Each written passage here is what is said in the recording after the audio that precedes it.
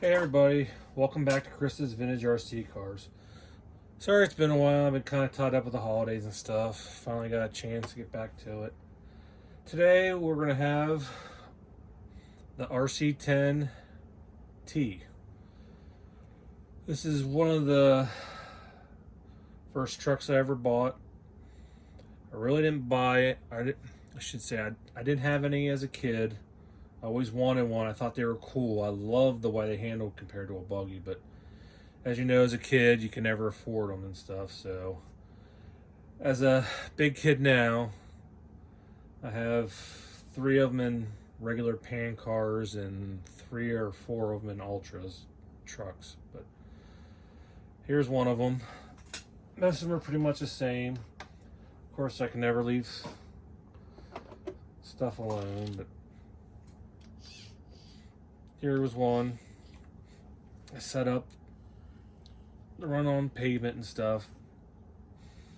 I actually ran this one once around a paved oval.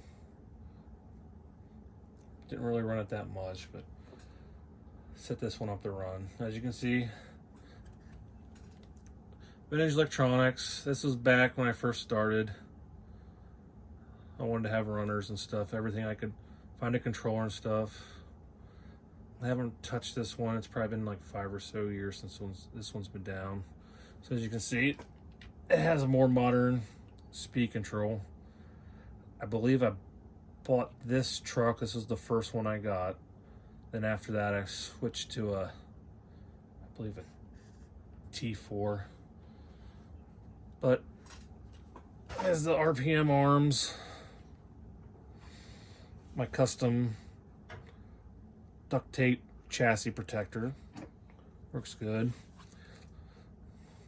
Take a beating, remove them, just take a little goof off and takes all the stuff off and they come off nice and clean. But I have the RPM 2.65 transmission, hydro drive transmission, or slipper, excuse me. Shock coilers, RPM bulkhead, RPM mounts, RPM's front and rear, titanium. Basically a good runner. It's a nice little truck to play with.